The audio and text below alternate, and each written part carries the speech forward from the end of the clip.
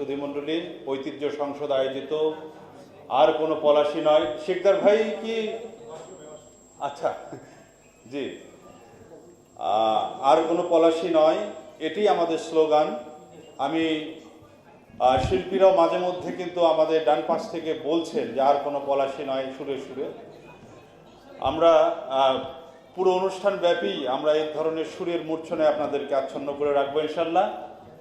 এ পর্যায়ে আমরা আলোচনা শুনব সুপ্রিম কোর্টের বিশিষ্ট আইনজীবী অ্যাডভোকেট সাইফুর রহমান, তিনি তার মূল্যবান বক্তব্য উপস্থাপন করবেন।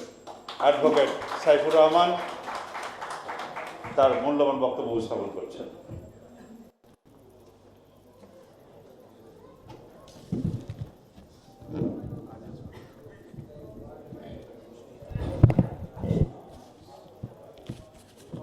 নাহমাদুহু ওয়া নুসাল্লি আলা রাসূলিহিল কারীম, আম্মা বাদ। আজকের এই মহতী সমাবেশের সম্মানিত সভাপতি, উপস্থিত মাননীয় প্রধান অতিথি, বিশেষ অতিথিবৃন্দ, সাংবাদিক বন্ধুগণ, উপস্থিত সুধীমণ্ডলী, আসসালামু আলাইকুম ওয়া রাহমাতুল্লাহি ওয়া বারাকাতুহু। আমার বক্তব্যের শুরুতে আমি আল্লাহ রাব্বুল আলামিনের শুকরিয়া আদায় করছি। তার পাশাপাশি নবাব সিরাজউদ্দৌলাকে আল্লাহ রাব্বুল আলামিন যাতে শাহাদাতের উচ্চ মর্যাদা দান করে সেই তৌফিক কামনা করছি। সম্মানিত সুধীমণ্ডলী, আপনারা জানেন 1757 সালের 23শে জুন ছিল স্বাধীন বাংলার স্বাধীন নবাবের বিদায় ঘণ্টা। এরপর থেকে শুরু হয়েছিল ষড়যন্ত্র, দালালি আর দেশের স্বাধীনতার বিরুদ্ধে চক্রান্ত। বাংলা, বিহার, উড়িষ্যার এই স্বাধীন নবাব সিরাজউদ্দৌলা, যার পুরো নাম নবাব শামসুদ্দিন মুলক সিরাজউদ্দৌলা শাহ কুলি খান মির্জা মোহাম্মদ হযরত জঙ্গ বাহাদুর। আপনারা জানেন 23শে জুনের যে ঘটনাটা আমাদের সামনে চলে আসছে, সে বিষয়টি নিয়ে ইতিহাসবিদেরা বিভিন্ন কথা বলছেন। তিনি আলীবর্দী খাঁর থেকেই মূলত তার এই দায়িত্বটি গ্রহণ করেছিলেন। আলীবর্দী খাঁ বাংলার সেই নবাব, তার কোনো পুত্র সন্তান ছিল না। আলীবর্দী খাঁয়ের 3টা মেয়ে ছিল। তার প্রথম মেয়ের নাম হলো ঘসেটি বেগম, দ্বিতীয় মেয়ের নাম হলো শাহ বেগম, আর তৃতীয় মেয়ের নাম হলো আমেনা বেগম। আপনারা জানেন এই আলীবর্দী খাঁ তার বড় ভাই হাজী আহমদের 3জন সন্তানের কাছে তার 3টি মেয়েকে বিয়ে দিয়েছিলেন। আমেনা বেগমের গর্ভে 3জন সন্তান ছিল। তার মধ্যে ছিল মির্জা মোহাম্মদ সিরাজউদ্দৌলা, দ্বিতীয় হলো মির্জা মেহেদি, আর তাদের একটি কন্যা সন্তান ছিল। এই সিরাজউদ্দৌলাকে 1746 সালে তিনি তার নানার সাথে মারাঠার যুদ্ধে অংশগ্রহণ করেছিলেন। আজকে সমালোচকরা বলছেন অল্প বয়সে কেন তাকে নবাবের দায়িত্ব দেওয়া হলো। আমি বলছি তিনি তার যোগ্যতা প্রমাণ করেছিলেন। বালক বয়সে তিনি পাটনার শাসক তত্ত্বে নিযুক্ত হয়েছিলেন। পাটনাকেও তিনি সুষ্ঠুভাবে পরিচালনা করেছিলেন। 17 বছর বয়সে পাটনাতেই আলীবর্দী খাঁ ঘোষণা করেছিলেন, এই আমার পরবর্তী নবাব হবেন সিরাজউদ্দৌলা। আপনারা জানেন তার এই ধারাবাহিকতা আলীবর্দী খাঁ 1757 সালের 10 এপ্রিল তিনি যখন মৃত্যুবরণ করেন, তখন কিন্তু তিনি এই দায়িত্বে চলে আসেন। তখন কিন্তু এই ঘসেটি বেগম ছিল কোথায় জানেন?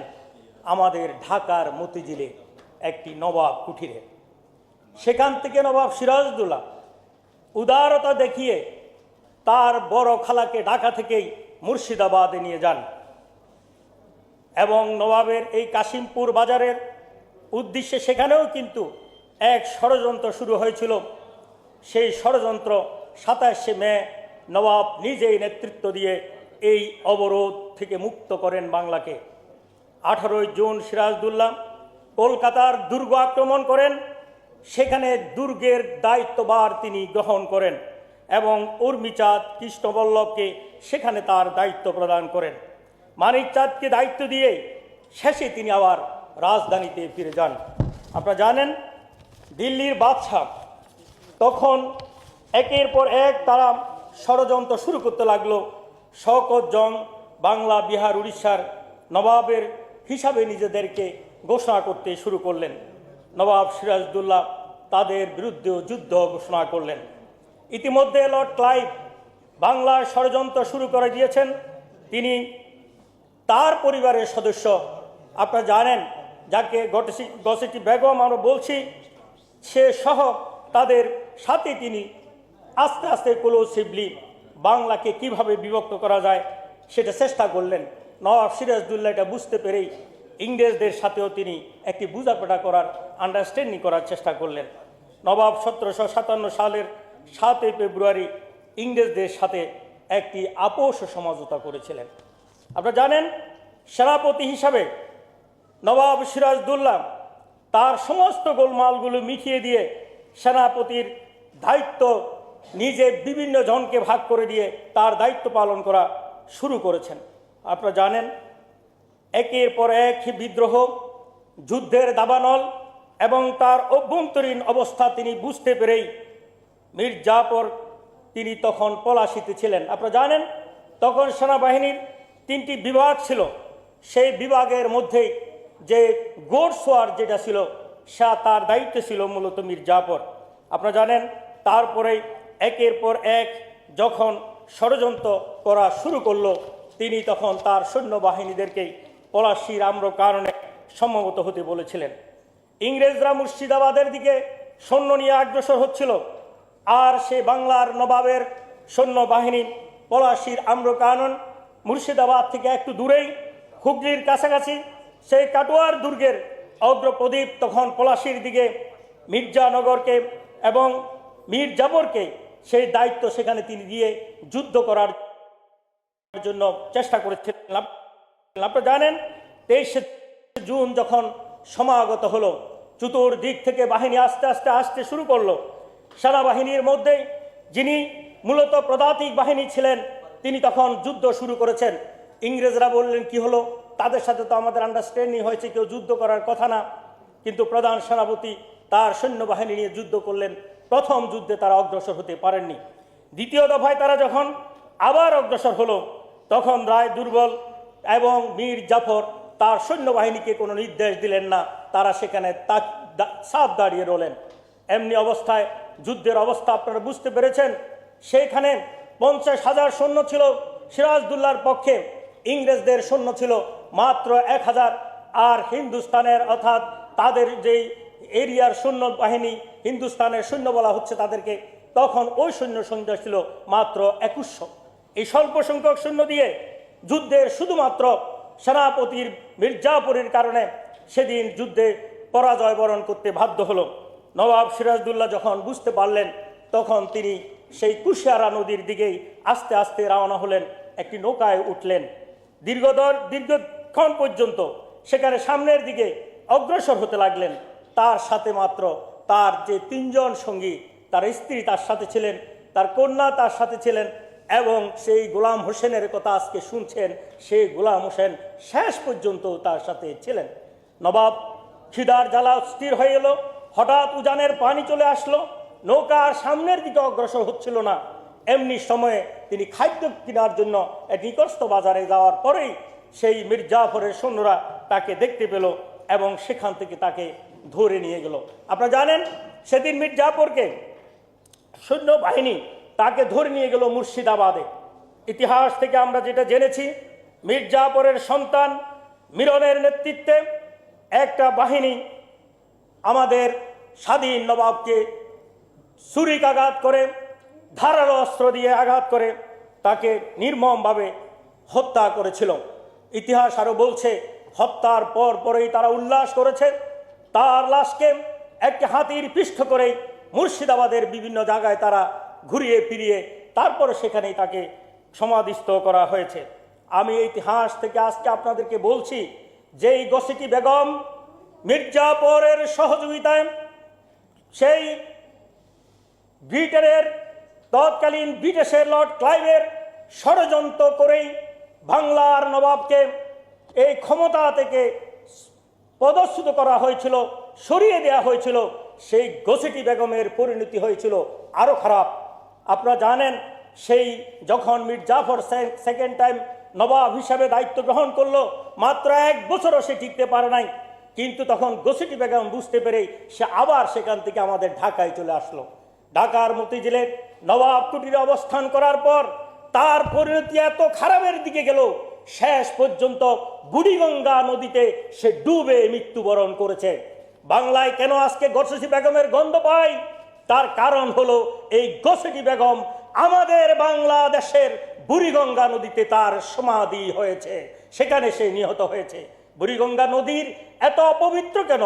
পানিগুলো এত অপবিত্র কেন? আমি খুব চিন্তা করে দেখেছি, এই গসিটি বেগম আমাদের বুড়িগঙ্গা নদীর পানিকে অপরিষ্কার করেছে। আপনারা জানেন, আজ আমাদেরকে সময় এসেছে গসিটি বেগমের ষড়যন্ত্রের যে চিহ্ন আমাদের সে পরিষ্কার করে দেওয়া। এখানে ইতিহাস থেকে কয়েকটি জিনিস পর্যালোচনা করে আমরা বুঝতে পারছি। তাহলে আলিবর্দী খাঁ কি ভুল করেছিল? না, ভুল করে নাই। তিনি বুঝতে পেরেছে গসিটি বেগম তার মেয়ে, তাকে কিন্তু উত্তরাধিকারী তিনি নিয়োগ করতে পারেন না। সেই জন্য তিনি নবাব সিরাজউদ্দৌলাকে বাছাই করেছেন। সে পরীক্ষা দিয়েছে, পাটনায় যুদ্ধ করেছে, মারাঠাদের সাথে যুদ্ধ করে তার যোগ্যতা সে প্রমাণ করেছে। আজ বাংলাদেশে আমরা যদি এদিকে তাকাই, তাহলে নবাব সিরাজউদ্দৌলা থেকে আমরা কি শিক্ষা গ্রহণ করব? আমাদের শিক্ষা গ্রহণ করতে হবে, নবাব ভুল করেছিলেন। মীর জাফর তার সাথে ক্ষমা চেয়েছে, কোরআন শরীফে হাত রেখে ওয়াদা করে সে কিন্তু দায়িত্ব নিয়েছিল। মীর জাফরকে বিশ্বাস করা ছিল সেই নবাব সিরাজউদ্দৌলার অন্যতম ভুল। দ্বিতীয় ভুল ছিল গসিটি বেগমকে সে ঢাকা থেকে রাজধানীতে নেওয়া যাওয়ার কারণে সে ইংরেজদের সাথে ষড়যন্ত্র সবচেয়ে বেশি করতে পেরেছিল। আর এখানে আরো কি শিক্ষার বিষয় আছে? আমরা যাদেরকে ছোট মনে করি, রাষ্ট্রের সাথে নেতাদের সাথে যারা থাকে, তার সে ছোট্ট কর্মী বাহিনীটিও সে অনেক বিশ্বস্ত হতে পারে। গোলাম হোসেন তার অন্যতম প্রমাণ। শুধু তাই নয়, যারা নেতৃত্ব থাকবে তারা এই ছোট গুলোকেও পর্যন্ত গুরুত্বের সাথে বিবেচনা করতে হবে।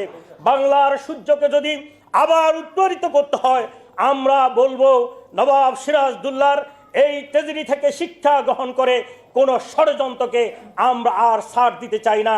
আমরা চাই একটি বাংলাকে স্বাধীন বাংলা নয়, একটি আধুনিক স্বাধীন এবং ইসলামী বাংলায় রূপান্তরিত করে নবাব সিরাজউদ্দৌলার যেই অবস্থা হয়েছিল তাদের সেই পরিণতি থেকে এই জাতিকে মুক্তি দিতে হবে। ঐক্যের প্রয়োজন, মানুষের জন্য কথা বলার প্রয়োজন। আমি নবাব সিরাজউদ্দৌলা সম্পর্কে শিখেছি আনোয়ার হোসেনের কাছ থেকে। ছাত্র জীবনে তিনি বলেছিলেন, আমি যখন কথা বলি আমার কাছে মনে হয় আমি বাংলার নবাব। আমি দেশের রাজনৈতিক নেতা, বুদ্ধিজীবী, সাংবাদিক সবাইকে বলবো, যখন কথা বলবেন মনে করতে হবে আমরা এক একজন বাংলার নবাব। কেউ আমাদেরকে কিছুই করতে পারবে না ইনশাআল্লাহ। আমরা মানুষের জন্য কাজ করছি। হক কথা সাহসের সাথে বলতে হবে। দীর্ঘ 10 বছর পর্যন্ত একটি রাজনৈতিক দলকে মিথ্যা তথ্যের উপর ভিত্তি করে দমিয়ে রাখা হয়েছিল। আজ সেটা সত্য হয়েছে, পরিস্ফুট হয়েছে। বাংলাদেশের রাজনীতিতে নতুন সূর্য উদিত হবে ইনশাআল্লাহ। সবাইকে ধন্যবাদ। আল্লাহ হাফেজ। ধন্যবাদ অ্যাডভোকেট সাইফুর রহমান তার তথ্যবহুল বক্তব্য উপস্থাপন করবার জন্য। তিনি একটি দারুণ তথ্য আমাদের সামনে উপস্থাপন করেছেন। গসিটি বেগম বুড়িগঙ্গার পানিতে মরেছিলেন এবং সেই দূষিত পানি আমরা পরিষ্কার করব ইনশাল্লাহ, আজ হোক কাল হোক।